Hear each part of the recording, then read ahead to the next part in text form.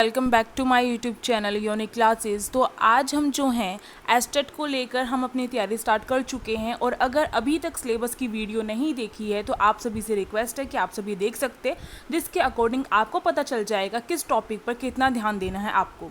तो देखिए, आज मैं आपके लिए एस्टेट सीरीज़ लेकर आई हूँ प्रीवियस ईयर क्वेश्चंस की। इसमें हम आज करेंगे 2022 के कुछ क्वेश्चंस और इन क्वेश्चन को हम केवल आंसर अटैम्प्ट नहीं करेंगे बल्कि हम इन क्वेश्चन को डीप में करेंगे, यानी कि जिस टॉपिक से क्वेश्चन आया है उस टॉपिक को बहुत अच्छी तरीके से कवर करने वाले हैं कि अगर इस साल भी अगर उसी टॉपिक से क्वेश्चन आता है, क्योंकि टॉपिक बाहर के नहीं होते, वही टॉपिक होते हैं, बस क्वेश्चंस जो होते हैं टॉपिक में से बनाए जाते हैं। सेम क्वेश्चन रिपीट होते भी हैं, पर कई बार क्या होता है, टॉपिक जो होता है टॉपिक रिपीट होता है और टॉपिक के अंदर हमें जो है डीपली पढ़ना पड़ता है। तो हम वही चीज़ करने वाले हैं। और साथ ही साथ मैं आपको बता दूं, अगर अभी तक आपने इससे प्रीवियस जो पार्ट्स है वो नहीं देखे हैं एस्टेट के, तो आप सभी देख सकते हैं, जिसमें 2019 का हमने जो है पूरा अच्छी तरीके से जो है कवर किया है अपना क्वेश्चन पेपर। देखिए, ये लेवल 2 की हमारी जो है परीक्षा होती है और इसमें जो है हम सोशल स्टडीज़ यानी कि हम एसएसटी को लेकर कवर करने वाले हैं। लेवल 2 में आपका जो है 6 to 8 जो यहाँ पर बताया गया है, उस लेवल के बच्चों के लिए टीजीटी, इस लेवल के बच्चों के लिए जो सीटेट होता है वो पास करना होता है। पर मैं आपको यहाँ पर बता दूँ, केवल ये जो 6 to 8 लिखा गया है, केवल इतना ही आपके एग्ज़ाम में नहीं आता है, बल्कि आपको इससे ज़्यादा पढ़ना होगा। आपको जो है 9th और जो 10th है वो भी आपको कवर करनी पड़ेगी, क्योंकि जो वर्ल्ड हिस्ट्री है वो वहीं से पूछी जाती है, तो वो चीज़ें भी आपको कवर करनी है। इकोनॉमिक्स जो है, इकोनॉमिक की जो बुक है वो भी आपकी 9th और 10th में आती है, तो एनसीईआरटी तो आपको लाइन टू लाइन कवर करनी ही है और साथ साथ में हमारी वीडियो आपको हेल्पफुल रहेगी। और अगर अभी तक वीडियो को लाइक नहीं किया है तो आप कर सकते हैं। और देखिए, यहाँ पर जैसे कि मैंने आपको पहले भी बताया हुआ है कि जो ये लेवल 2 का हमारा जो एग्ज़ाम होता है एस्टेट का, उसमें पार्ट 1 हमारा जो सीडीपी का रहता है, आप देख सकते हैं कितने से कितने नंबर तक के क्वेश्चन है। पार्ट 2 है लैंग्वेज का रहता है। पार्ट 3 जो होता है जनरल स्टडीज़ होता है हमारा, और पार्ट 4 जो है सोशल स्टडीज़ होता है। यानी कि हमारे जो इतने मार्क्स हैं वो आपके, यानी 60 नंबर जो हैं आपके किससे आएंगे, 60 नंबर आपके खुद के सब्जेक्ट से आने वाले हैं। तो पूरी तैयारी करनी है हमें इसमें। तो चलिए स्टार्ट करते हैं अपने क्वेश्चंस को।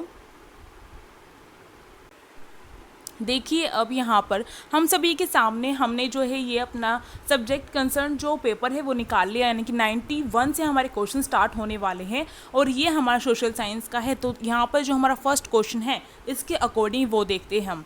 यहाँ पर हमसे पूछा गया है प्रोफेसर मोहम्मद यूनुस इसमें से किस एक बैंक के संस्थापक थे। यहाँ पर ये पूछा गया हमसे, यानी कौन से बैंक के संस्थापक रहे हैं ये हमारे। फर्स्ट यहाँ पर दे रखा है यहाँ पर कमर्शियल बैंक पाकिस्तान, तो पाकिस्तान के तो नहीं है क्योंकि भारत के बारे में पूछा जा रहा है यहाँ पर। और जैसे कि आपको पता होगा, इकोनॉमिक्स जो है आपकी, उसमें से बैंक जो है आपको बहुत अच्छे से करना है। और मैं आपको बता दूँ, ये 9th या 10th में जो आपकी इकोनॉमिक्स की बुक है जिसमें बैंक का चैप्टर है, उसमें से आपका ये क्वेश्चन आया हुआ है। तो एनसीईआरटी बुक कवर करना मोस्ट इंपॉर्टेंट है। इसके बाद देखो, यहाँ पर सेकंड ऑप्शन दे रखा है कोऑपरेटिव बैंक इंडिया, तीसरा दे रखा है ग्रामीण बैंक बांग्लादेश, चौथा है स्टेट बैंक ऑफ इंडिया। तो देखो, सबसे पहले आपको क्या करना चाहिए, जब आपको क्वेश्चन जो है अगर उसका आंसर नहीं भी आता तो पहले आपको ये देखना चाहिए कि इसके जो ऑप्शन है वो उसमें से हम किसको हटा सकते हैं, यानी कि कौन सा इसका आंसर नहीं है, तो पहले उसे हटा दीजिए। तो ये देखो, ये तो बिल्कुल भी नहीं है इसका। अब देखो, अगर ये इस टाइप के जो क्वेश्चन आते हैं उसमें तो डायरेक्ट आपको आंसर आना चाहिए, तभी आप टिक कर सकते हैं। तो यहाँ पर हमारा जो ग्रामीण बैंक है बांग्लादेश, ये हमारा ठीक हो जाएगा। ठीक है, ये वाला ऑप्शन हमारा थर्ड वाला ऑप्शन ठीक हो जाएगा, ग्रामीण बैंक बांग्लादेश। इसमें जो है इन्होंने क्या किया था, 1983 में इन्होंने क्या किया था, जो ग्रामीण बैंक है वो कहाँ पर जो स्थापित किया था, वो बांग्लादेश में स्थापित किया था। किनके लिए किया था, गरीब लोगों के लिए किया था, कि गरीब लोग जो है बहुत अच्छी तरीके से बहुत कम शर्तों पर क्या कर सकते हैं, इन बैंकों से, जो ये बैंक स्थापित किए जा रहे थे गाँव में, इन बैंकों से क्या कर सकते हैं, ऋण लोन ले सकते हैं। इसके लिए स्थापित किया गया था। और कुछ जो बैंक की जो सिद्धांत वगैरह जिनसे लोग डरते हैं, कितने ज़्यादा दस्तावेज लगेंगे, इतने ज़्यादा डॉक्यूमेंट लगेंगे तब हमें लोन प्राप्त होगा, तो इन चीज़ों से डरते हैं लोग। और इसी वजह से जो अनएजुकेटेड लोग होते हैं वो इन्हीं चीज़ों से डरते हैं। और इन्हीं चीज़ों का ज्ञान देने के लिए जो हमारे ये मोहम्मद यूनुस हैं, इन्होंने क्या किया था, 1983 में बांग्लादेश में ग्रामीण बैंक जो है उसकी स्थापना की थी। ठीक है, आपको ये ध्यान रखना है। और यहाँ पर हमारा जो इसका थर्ड आंसर होगा वो ठीक हो जाएगा और आप समझ चुके होंगे इसका। और इसके साथ साथ मैं आपको बता दूं कि जो ये ग्रामीण बैंक होते हैं वो बहुत ही छोटे अमाउंट पे क्या करते हैं, बहुत ही माइक्रो, जो इस एक तरीके से इन्हें माइक्रो कहा जाता है, बहुत ही छोटी उस पर जो है लोन दे देते हैं। और गरीबों जो होते हैं, गरीबी कम करने के लिए जो ये बैंक है उनकी स्थापना की जाती है। अब देखो एक और क्वेश्चन जो है यहाँ पर हम अपना कवर करते चलते हैं। जैसे कि मैंने आपको कहा था कि हम जो है केवल टॉपिक जो है उस टॉपिक पर ध्यान देंगे, क्वेश्चन पर ध्यान नहीं देंगे। क्वेश्चन पर ध्यान कर देना है हमें, पर टॉपिक भी कवर करते हुए चलना है। देखो state bank of India, state bank of India जो है उसकी स्थापना कब हुई है, कहाँ हुई है, ये आपको पता होना चाहिए। हो सकता है इस वाले एग्जाम में यही क्वेश्चन आपसे पूछ लिया जाए। तो सबसे पहली बात, जो स्टेट बैंक ऑफ इंडिया है वो आपका बहुराष्ट्रीय सार्वजनिक क्षेत्र जो है वो कहा जाता है बैंकों का। और साथ ही साथ जो है इसका जो मुख्यालय है वो कहाँ पर है, स्टेट बैंक ऑफ जो इंडिया है हमारा, उसका मुख्यालय कहाँ पर है, मुंबई में है। ठीक, आपको ध्यान रखना है मुंबई में इसका मुख्यालय है। और इसकी स्थापना कब हुई थी, इसकी स्थापना हुई थी हमारी 1 जुलाई 1955 में। तो ये ध्यान रखना है आपको। आप साथ साथ में नोट्स बनाते हुए चलिएगा, अपने जो एक नोटबुक ले लीजिए जिसमें आप प्रीवियस ईयर डालकर नोट्स बनाते हुए चलिए, तो आपके जो क्वेश्चन है वहाँ से बहुत सारे टॉपिक कवर होने वाले हैं। अब देखिए नेक्स्ट क्वेश्चन देखते हैं हम अपना। नेक्स्ट क्वेश्चन हमसे यहाँ पर पूछा गया है कि निम्नलिखित में से कौन सी सम्मिलित नहीं है, यानी कि कौन से यहाँ पर जो है मैच नहीं हो रहा है, करेक्ट मैच नहीं है। यहाँ पर मैचिंग दी गई है, यहाँ पर हमें वन लिख रखे हैं और यहाँ पर वृक्ष लिख रखे हैं। अब कौन से वन जो हैं, कौन से वनों में ये वृक्ष मिलते हैं और कौन से वनों में वृक्ष नहीं मिलते हैं, ये हमें पता होना चाहिए। तो देखो मानसूनी में यहाँ पर लिख रखा साल, यानी कि साल का वृक्ष। फिर यहाँ पर जो है हमारा मैग्रोव है उसमें सुंदरी लिख रखा है। तीसरा जो यहाँ पर ऑप्शन दे रखा है उष्णकटिबंधीय सदाबहार, उसमें रोजवुड लिख रखा है। और फिर चौथा हमारा अल्पाइन है, इसमें हमारा टीक यानी कि यहाँ पर सागवान का जो वृक्ष है वो लिख रखा है। तो कौन सा यहाँ पर करेक्ट मैच नहीं है वो हमें बताना है। तो करेक्ट मैच आपका जो ये फोर्थ वाला ऑप्शन है वो नहीं है, क्योंकि मैं आपको बता दूं कि जो ये सागवान का जो वृक्ष होता है, जिसे सागौन का भी कहा जाता है, इसमें जो सागौन की जो लकड़ियां होती है बहुत ज़्यादा महत्वपूर्ण होती है। अगर हम अभी वर्तमान में देखें तो जो फर्नीचर होते हैं, फर्नीचर बनाने में सागौन की लकड़ियाँ बहुत ज़्यादा जो है इम्पॉर्टेंट होती हैं, बहुत अच्छी साबित होती हैं, बहुत अच्छी मानी जाती हैं। और ये जो हैं ये पर्णपाती जो वन होती हैं उनमें पाए जाते हैं। आपको ध्यान रखना है, पर्णपाती जो जंगल होते हैं उनमें पाए जाते हैं। सागौन की जो ये वृक्ष हैं, यानी कि ये टीक का जो वृक्ष है कहाँ पर पाया जाता है, पर्णपाती वन में पाया जाता है। और अब देखो जैसे मैंने कहा था हम थोड़ा एक्स्ट्रा भी लिखते हुए चलेंगे। तो इसमें देखो यहाँ पर जो ये सुंदरी है, सुंदरी जो ये है ये हमारा कहाँ पर पाया जाता है, सदाबहार जो पेड़ होते हैं उनमें पाया जाता है। आपको ध्यान रखना है, सदाबहार जो पेड़ वगैरह होते हैं उनके अंदर पाया जाता है सुंदरी। और सुंदरी जो है हमारा यानी कि मैग्रोव जो वन है उसमें पाया जाता है, बिल्कुल ठीक है। और ये जो है आपका जो सुंदरी है वो ज़्यादातर अगर हम देखें तो हमारे भारत में जो पश्चिम बंगाल का जो क्षेत्र है वहाँ पर जो सुंदर वन डेल्टा जो बनाया जाता है नदियों के द्वारा, वहाँ पर ये सुंदरी के जो ये वृक्ष हैं वो पाए जाते हैं। तो ये भी आपको ध्यान रखना है। और एक दो चीज़ें और बता दूं मैं आपको, जैसे कि उष्णकटिबंधीय जो सदाबहार वन होते हैं, उष्णकटिबंधीय सदाबहार वन ये जो होती हैं ये आपके 200 सेंटीमीटर तक की जहाँ पर वर्षा होगी, 200 सेंटीमीटर या 200 सेंटीमीटर से ज़्यादा, ध्यान रखना है 200 सेंटीमीटर या फिर इससे ज़्यादा वर्षा होगी, वहाँ पर जो है आपके ये ट्रॉपिक है जो एवरग्रीन जो ये फॉरेस्ट होते हैं वो पाए जाते हैं। और ये भारत में केरल और कर्नाटक के जो क्षेत्र हैं, जो राज्य हैं, वहाँ पर पाए जाते हैं उष्णकटिबंधीय सदाबहार वन। तो ये भी बात आपको ध्यान रखनी है। और इसमें हमारे कौन कौन से पेड़ पाए जाते हैं, इसमें हमारे आबनूस के जो है, शीशम के, सिनकोन के, ठीक है, ये सारे के सारे, रोजवुड के, ये सारे के सारे जो है पाए जाते हैं, आपको ध्यान रखना है। और अब जो हम नेक्स्ट क्वेश्चन देखते हैं अपना। नेक्स्ट क्वेश्चन देखिए, अगले क्वेश्चन पे हमसे पूछ रखा है यहाँ पर निम्नलिखित में से, यहाँ पर हमें पूछ रखा है, कुछ सूचियाँ दे रखी हैं हमें और कुछ अंतर वस्तुएं दे रखी हैं उनके बारे में। फिर हमें बताना है कि करेक्ट मैच हमारा कौन सा है। आपको आंसर सही से पढ़ना है कि यहाँ पर हमें इनकरेक्ट पूछा गया है फिर करेक्ट मैच पूछा गया है। कई बार करेक्ट भी पूछ लेते हैं, जैसे कि इस क्वेश्चन में पूछा गया हमसे।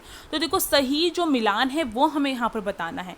राज्य सूची में यहाँ पर इन्होंने बताया कि राज्य सूची के अंदर क्या क्या चीज़ें शामिल होती है। इन्होंने बताया सार्वजनिक स्वास्थ्य, पुलिस और शिक्षा। बी यहाँ पर ऑप्शन दे रखा है जिसमें हमें यूनियन लिस्ट दे रखी है, जिसमें हमें बता रखा है यानी संघ सूची दे रखी है, उसमें हमें बता रखा है नागरिकता और परमाणु ऊर्जा। तीसरा जो है हमारी समवर्ती सूची है और इसमें बता रखा है विवाह नागरिक प्रक्रिया। तो इनमें से कौन सा हमारा सही मैच है हमें ये बताना है यहाँ पर। अब सही मैच जो है उससे पहले मैं थोड़ी सी चीज़ें आपको बता देती हूँ कि ये सूचियाँ क्या होती हैं, ठीक है। जिसको नहीं पता उसे पता चल जाएगा और जिसे पता है वो साथ साथ में नोट्स बनाते हुए चलो, जिससे कि आपको जो है, क्योंकि देखो जब आप सुनते हो, ठीक है, आप देखते हो और आप साथ साथ में रिटन कर रहे हो, नोट्स प्रिपेयर कर रहे हो, तो आपकी बहुत सारी जो सेंसेस है वो यूज़ हो रही हैं, तो आप जो है अपना ध्यान केंद्रित कर पाएंगे। तो और इससे जो है हम चीज़ों को याद भी कर लेंगे लिखने से, सुनने से, देखने से। तो इसलिए मैं आपको बता रही हूँ कि साथ साथ में नोट्स बनाते हुए चलो, ठीक है। और साथ साथ में अटैम्प्ट करते हुए भी चल सकते हो आप अपने आंसर को कमेंट बॉक्स में। अब देखो यहाँ पर जो ये सूची होती है ये क्या है, आपको ध्यान रखना है जो हमारा कॉन्स्टिट्यूशन है, जो संविधान है, उसकी जो हमारी 7वीं अनुसूची है, ठीक है, 7वीं जो अनुसूची है उसके अंदर जो है आपका ये जो 3 सूचियां जो हैं वो तय की गई है, जिसके द्वारा जो है गवर्नमेंट जो है, सरकार जो है, उसकी शक्तियां जो है कि वो किन किन विषयों पर जो है कानून बना सकती है उसे बांटा गया है, ठीक है। यानी कि कभी लड़ाई ना हो सरकार के बीच में, यानी कि केंद्र जो सरकार है वो राज्य सरकार से लड़ाई करे कि मेरा जो ये क्षेत्र है और इस पर मुझे बनाना है, या फिर केंद्र सरकार राज्य सरकार के मामलों में घुस जाए और राज्य सरकार केंद्र सरकार के मामलों में घुस जाए, ऐसा भी हो सकता है। तो इसलिए जो है 7वीं अनुसूची जो है हमारे संविधान की, उसमें जो स्पष्ट किया गया है कि जो राज्य सरकार है वो कौन से विषयों पर कानून बना सकती है, केंद्र सरकार कौन से विषय बना सकती है। तो ये आपको ध्यान रखना, 3 अनुसूचियां जो हैं यहाँ पर हमारी जो है यहाँ पर बताई गई है। कौन कौन सी? राज्य सूची, संघ सूची और समवर्ती सूची। अब देखो राज्य सूची क्या होता है, जैसे नाम से पता आपको, राज्य यानी कि जो सरकार, राज्य सरकार जिन जिन विषयों पर कानून बना सकती है वो विषय इसमें बताए गए हैं कि ये विषय हैं और इन पर तुम क्या कर सकते हो, राज्य सरकार क्या कर सकती है, कानून बना सकती है, ठीक है। अब मैं बताऊंगी कि ये जो राज्य सरकार है उसमें कौन कौन से विषय आते हैं। ऐसे तो बहुत सारे विषय हैं हमारे इसमें, पर हमें जो थोड़े बहुत हम ध्यान रख सकते हैं वो आपको ध्यान रखना है। पहली बात तो आपको ध्यान रखनी है, जो राज्य सरकार जिन विषयों पर कानून बना सकती है वो जो भी विषय होंगे वो हमारे क्षेत्रीय विषय होंगे। यानी कि अगर राज्य सरकार कोई कानून उन पर बना रही है तो उसके क्षेत्र तक लिमिट रहे, ठीक है। ऐसा नहीं कि पूरे जो देश है, देश प्रभावित हो, ऐसा नहीं कर सकती राज्य सरकार। जो जैसे एग्जाम्पल लिया जाए तो राज्य सरकार ऐसा नहीं कर सकती कि जैसे कि अभी आपने देखा था जब नोटबंदी हुई थी तो नरेंद्र मोदी ने आकर क्या किया था, जो नोटबंदी है उसका ऐलान किया था। और नरेंद्र मोदी जो है हमारे पीएम है और वो कौन से उसमें है, केंद्र सरकार में है, ठीक है, केंद्र सरकार है उनकी। तो राज्य सरकार ऐसा नहीं कर सकती कि वो जो है नोटबंदी को लेकर जो है कानून बना दे, नहीं, क्योंकि इससे पूरा पूरा देश प्रभावित हो रहा है। ऐसा तो नहीं है कि केवल राज्य में अलग नोट चलेंगे और बाहर, राज्य के बाहर दूसरी जो करेंसी है वो चलेगी, ऐसा तो नहीं हो सकता। और साथ साथ जैसे बैंक वगैरह के जो विषय हैं उन पर भी नहीं बना सकती। तो कुछ ऐसे विषय जिन पर राज्य सरकार कानून नहीं बना सकती, उन पर बनाएगा हमारा केंद्र। आपको ध्यान रखना है, संघ सूची में हमारी जो केंद्र सरकार है उनको कानून बनाने का अधिकार होता है। अब सुन लीजिए, राज्य जो सरकार है वो किस किस विषय पर जो है कानून बना सकती है। आपको ध्यान रखना है 61 विषय जो है राज्य सरकार के पास हैं अभी वर्तमान में, 61 विषय। और अगर हम मूल रूप से देखें यानी कि पहले के टाइम पर कितने थे, 66 विषय थे, ठीक है। राज्य सरकार किन किन विषयों बना सकती है, सार्वजनिक जो व्यवस्था है उसको लेकर बना सकती है, पुलिस जो है, राज्य की जो पुलिस होती है उसको लेकर कुछ कानून बना सकती है, ठीक है। कृषि को लेकर बना सकती है, अब राज्य के अंदर कृषि भी तो आएगा क्षेत्र, मतलब जो मत्स्य पालन होता है हमारा, मछली पालन, उसको लेकर भी बना सकती है। स्वच्छता को लेकर बना सकती है, स्वास्थ्य को लेकर बना सकती है, यानी कि स्वास्थ्य जो हेल्थ वगैरह है वो भी तो उसी के अंडर में होगी, तो उसको लेकर बना सकती है। राज्य कर हो गया, यानी कि कहाँ से किस तरीके से टैक्स प्राप्त करना है राज्य को, उसको लेकर भी जो है कानून बना सकती है हमारी जो राज्य सरकार होती है। तो ये सारे विषय जो होते हैं राज्य सूची के अंतर्गत आते हैं आपके। अब संघ सूची, संघ सूची में मैंने आपको बताया कि केंद्र सरकार को जो कानून बनाने का अधिकार होता है। इसमें आपके वर्तमान में टोटल कितने हैं, इसमें वर्तमान में आपके जो हैं 100 विषय जो हैं अभी हैं, और पहले कितने थे, 97 थे पहले। अब देखो इसमें कौन कौन से ऐसे विषय हैं जिन पर जो है संघ जो सरकार है हमारे, संघ जो है आपको ध्यान रखना है केंद्र को ही कहा जाता है हमारा संघ, ठीक है। तो केंद्र जो है, केंद्र सरकार किन किन विषयों पर कानून बना सकती है। आपको ध्यान देना है, जो राष्ट्रीय महत्व के विषय होते हैं उन पर केंद्र सरकार क्या कर सकती है, कानून बना सकती है। राष्ट्रीय महत्व का मतलब है जिस जिस भी विषय से पूरा का पूरा जो हमारा राष्ट्र है, हमारा जो देश है वो प्रभावित होता है, उस विषय पर किसको अधिकार होगा, केंद्र सरकार को अधिकार होगा। ठीक है, जैसे कि मैंने आपको बताया नोटबंदी जो की थी, यानी कि जो करेंसी है उसको लेकर कुछ भी कानून बना है तो वो कौन बनाएगा, केंद्र सरकार बनाएगी। क्योंकि नोटबंदी जो की गई है या फिर करेंसी में कोई भी हेर फेर किया गया, चेंज किया गया, कानून बनाया गया उससे रिलेटेड, वो पूरा पूरा भारत जो है उससे प्रभावित होगा। ठीक है, तो इसलिए आपको ध्यान रखना है। और इसके साथ साथ और भी हैं, जैसे कि विदेशी मामले हो गए। विदेशी मामले को लेकर राज्य सरकार तो नहीं बना सकती है, विदेशी मामले भी तो हमारे राष्ट्रीय महत्व के होते हैं ना, राष्ट्रीय हित के जो मामले हैं वो होते हैं विदेशी मामले, तो उस पर भी सरकार बनाएगी हमारी केंद्र सरकार। रक्षा के मामले हो गए, बैंकिंग जो व्यवस्था है वो हो गई, मुद्रा को लेकर हो गया। ठीक है, और जैसे कि कुछ जो केंद्र जो सरकार कर लगाती है, जो शुल्क लगाती है, उस पर भी केंद्र जो सरकार है वो ही कानून बनाएगी, और ये विषय जो है केंद्र सरकार को दिए गए हैं। परमाणु ऊर्जा के जो विषय हैं वो भी केंद्र सरकार के अंडर आते हैं, क्योंकि रक्षा मैंने कहा है तो रक्षा के अंदर हमारे जो परमाणु ऊर्जा वगैरह है वो बनाना भी इनके हित में होता है। नागरिकता किसको दी जाए, नागरिकता किसको ना दी जाए, ये जो नियम है, ये जो कानून है कौन बनाएगा, केंद्र सरकार बनाएगी, क्योंकि पूरे देश की बात हो रही है, इसमें पूरे देश की नागरिकता देने की बात हो रही है भारत की, ना कि एक स्टेट की। ठीक है, तो यहाँ पर हमारा ये बी वाला हम देख रहे हैं, नागरिकता और परमाणु ऊर्जा, ये बिल्कुल ठीक यहाँ पर ऑप्शन हमें दे रखा है। अब देखो समवर्ती सूची, अब समवर्ती सूची क्या होती है, समवर्ती सूची इसलिए मैं ज़्यादा डीप में करवा रही हूँ कि ये क्वेश्चन बार बार रिपीट होता है आपका, और मैं चाहती हूँ कि हर एक क्वेश्चन को हम इस तरीके से करें कि अब जो एस्टेट है आपका फटाक से आपका जो है एस्टेट पास हो जाए। और अगर अभी तक चैनल को सब्सक्राइब नहीं किया है तो आप सभी से रिक्वेस्ट है, आप सभी कर सकते हैं चैनल को सब्सक्राइब, क्योंकि आप सभी के हित में रहेगा ही, और टेलीग्राम ग्रुप को भी ज्वाइन कर सकते हैं, क्योंकि हमारे चैनल पर एस्टेट की अब पूरी तैयारी करवाने की जो पकड़ है वो हमने पकड़ ली है।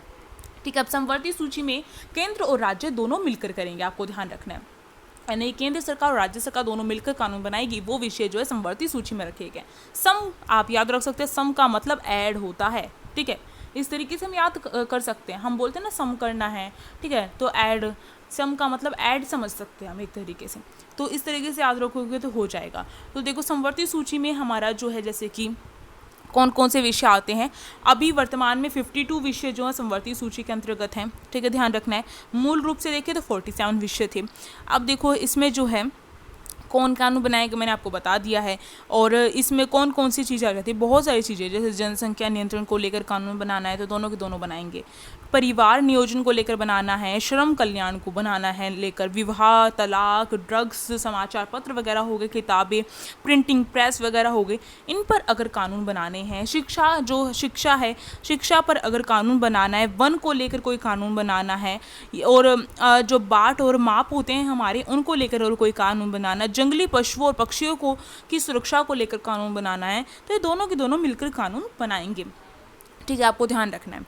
और जो हमारा जो शिक्षा, वन, जंगली पशु और पक्षियों की सुरक्षा हो गई, बाट माप का विषय हो गए, सारे के सारे जो विषय हैं 1976 में हमारा जो हुआ था एक संविधान संशोधन, आपको ध्यान रखना है 42वां संविधान संशोधन हुआ था, इसके तहत ये सारे के सारे विषय जो है समवर्ती सूची में ऐड किए गए हैं, यानी कि शिक्षा बाद में ऐड किया गया है। पहले शिक्षा जो है समवर्ती सूची का विषय नहीं होता था, वो राज्य सूची का विषय होता था। अब जो है, अब ये जो है हमारा शिक्षा जो है वो समवर्ती सूची का विषय हो गया है।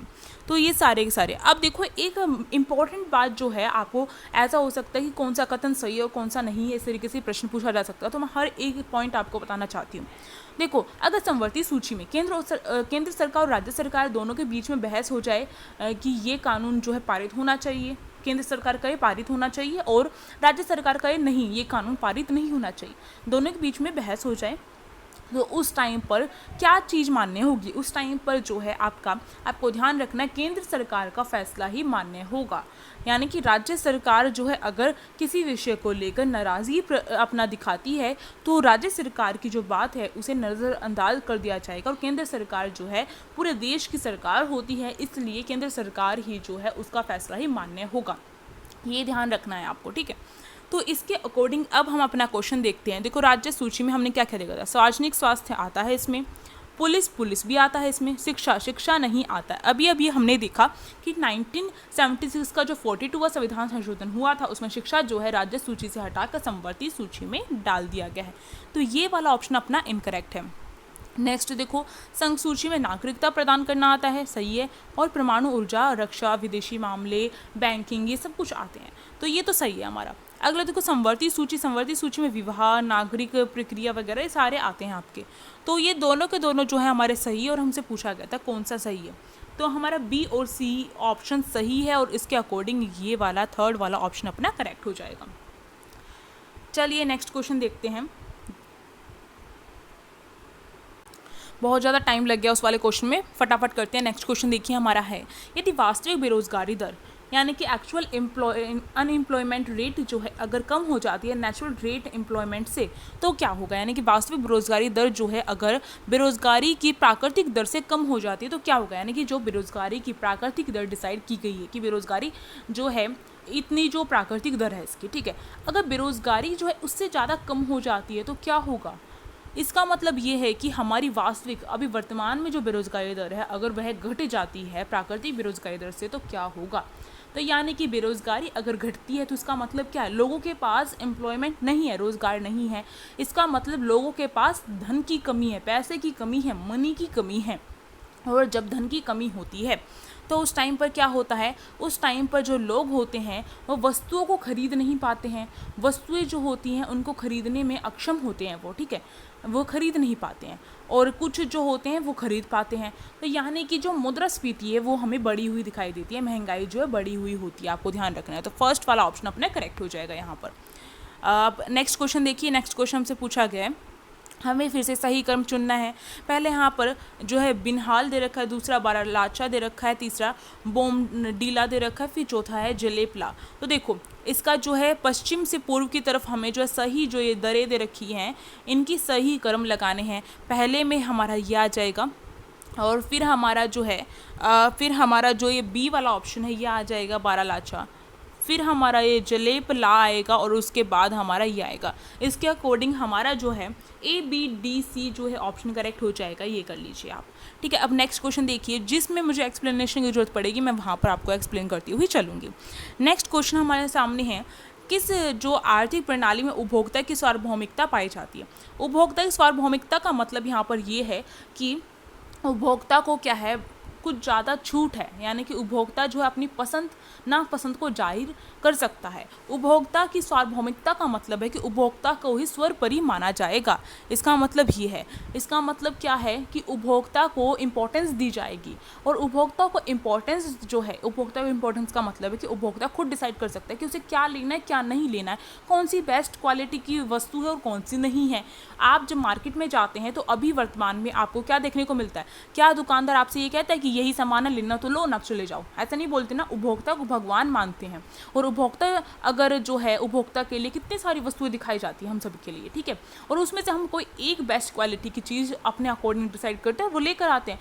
तो अभी जो है उपभोक्ता की सार्वभौमिकता है हमारे देश में, क्योंकि हमारे देश में क्या है, और हमारे देश में क्या है, जो मिश्रित अर्थव्यवस्था वो अपनाई गई है, जिसमें क्या है समाजवाद और पूंजीवाद दोनों होते हैं, ठीक है, आपको ध्यान रखना है। और ये ध्यान रखना है आपको, उपभोक्ता की जो सार्वभौमिकता है वो कहाँ पर कौन सी आर्थिक प्रणाली में पाई जाती है, ये आपकी पूंजीवाद में पाई जाती है। क्योंकि पूंजीवाद में क्या होता है, पूंजीवाद में पूरा का पूरा पूंजीवाद में ये ध्यान रखा जाता है कि कैसे ना कैसे करके हमें लाभ कमाना है, यानी कि बाजार का उद्देश्य होता है लाभ कमाना, प्रॉफिट कमाना। और प्रॉफिट कब कमाया जाएगा, जब उपभोक्ता के अकॉर्डिंग चलेंगे। अब भाई उपभोक्ता से तुम तू तड़ाक से बात करोगे और उन्हें जो है ये कहोगे ये लेना तो ले लो ना चले जाओ, ठीक है, तो उस टाइम पे उपभोक्ता तो तुमसे कुछ नहीं लेने वाला, तो तुम लाभ कैसे कमाओगे। हर एक जो बेचने वाला है उसका यही उद्देश्य होता है कि ग्राहक को जो चीज़ पसंद आए वही रखूँ, जिससे मुझे जो प्रॉफिट हो, और ये पूंजीवाद में होता है, ठीक है। और उपभोक्ता के अकॉर्डिंग वस्तु का डिज़ाइन किया जाए, ये पूंजीवाद में होता है। तो यहाँ पर हमारा थर्ड ऑप्शन करेक्ट हो जाएगा। नेक्स्ट क्वेश्चन देखते हैं, अगला क्वेश्चन हमें बोल रहा है, यहाँ पर पूछा गया है हमसे, निम्न में से कौन सा एक नगर पूर्व का शिराज के नाम से जाना जाता है। पूर्व का जो शिराज है वो आपका कौन सा नगर जाना जाता है, आपको ध्यान रखना है, जौनपुर जो है वो जाना जाता है पूर्व का शिराज, ठीक है। सिराज ऑफ ईस्ट जो है जौनपुर जाना जाता है। ये वाराणसी मंडल जो है उसके उत्तर पश्चिम में स्थित है, आपको ध्यान रखना है। और इसे सिराज हिंद भी कहा जाता है। तो ये दो बातें आपको ध्यान रखनी है।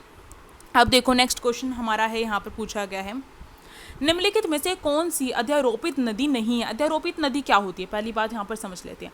अध्यारोपित जो नदी होती है उसमें क्या होता है कि जो नदी, जैसे कि जो नदी होती है वो नरम चट्टानों से बहती है, ठीक है।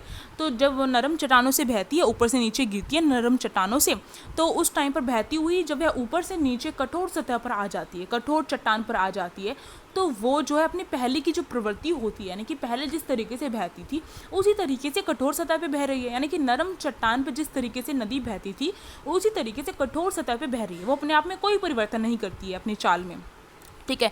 उसको कहा जाता है आरोपित जल निकासी या फिर अध्यारोपित नदी। अब इसमें ये पूछा गया कि कौन सी नहीं है। पहला ऑप्शन दामोदर, दूसरा सोन, तीसरा सतलुज और चौथा स्वर्णरेखा।